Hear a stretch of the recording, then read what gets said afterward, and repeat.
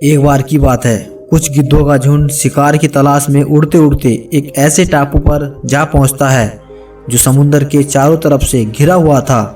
जब वो गिद्धों का झुंड उस टापू पर उतरता है तो देखता है कि यहाँ पर तो बहुत सारी मछलियाँ हैं, मेंढक हैं और भी शिकार हैं और यहाँ शिकार करना बहुत ही आसान है और हमें भी यहाँ इस टापू पर किसी दूसरे बड़े जानवर से या किसी शिकारी से कोई भी खतरा नहीं है। तो वो गिद्ध वहाँ उस टापू पर भरपेट मछलियाँ, मेंढक और केकड़े खाते हैं और 2 दिन तक वह सारे गिद्धों का झुंड इस टापू पर रुका रहता है।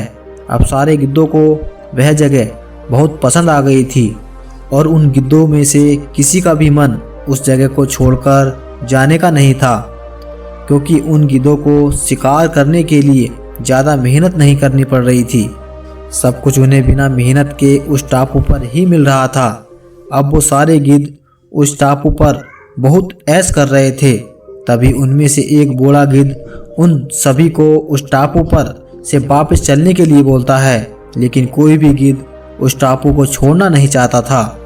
इसीलिए उस बूढ़े गिद्ध को सभी गिद्धों ने वापस चलने के लिए मना कर दिया। उन्हें बूढ़े गिद्ध ने बहुत समझाया, लेकिन कोई भी वापस चलने के लिए राजी नहीं हुआ। अब बूढ़ा गिद्ध अकेला उस टापू से चला जाता है। फिर तकरीबन जब 1 साल के बाद वह बूढ़ा गिद्ध जब टापू पर वापस आया तो उस टापू का नज़ारा बहुत ही भयानक और दर्दनाक हो चुका था। जहाँ देखो वहाँ गिद्धों की लाशें पड़ी हुई थी और कुछ गिद्ध घायल पड़े हुए थे।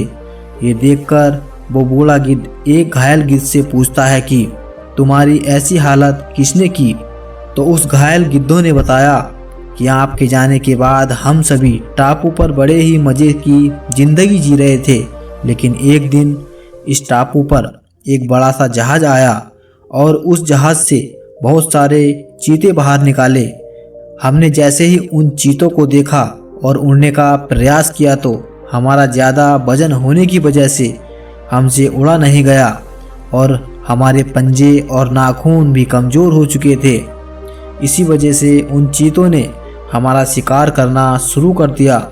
घायल गिद्धों ने कहा, मुझे अब समझ आ गया है कि कंफर्ट जोन के अंदर जाने के बाद उससे बाहर आना बहुत ही मुश्किल होता है और किसी भी तरह की चुनौती आने पर उसका सामना करना मुश्किल हो जाता है।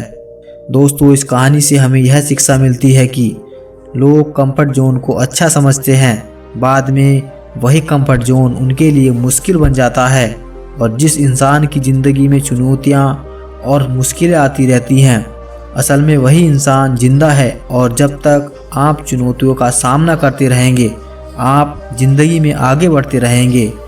प्रॉब्लम और मुश्किलें हमें यही सफलता की तरफ ले जाती हैं। जिसकी ज़िंदगी में समस्या नहीं, उसकी ज़िंदगी में सफलता नहीं प्राप्त होती। उम्मीद करता हूँ दोस्तों आपको यह स्टोरी पसंद आई होगी और इससे आपको बहुत कुछ सीखने को मिला होगा। इस कहानी को अपने दोस्तों के साथ भी शेयर करें और अपने फैमिली मेम्बर के साथ भी शेयर करें ताकि उनको भी यह सीख मिल सके।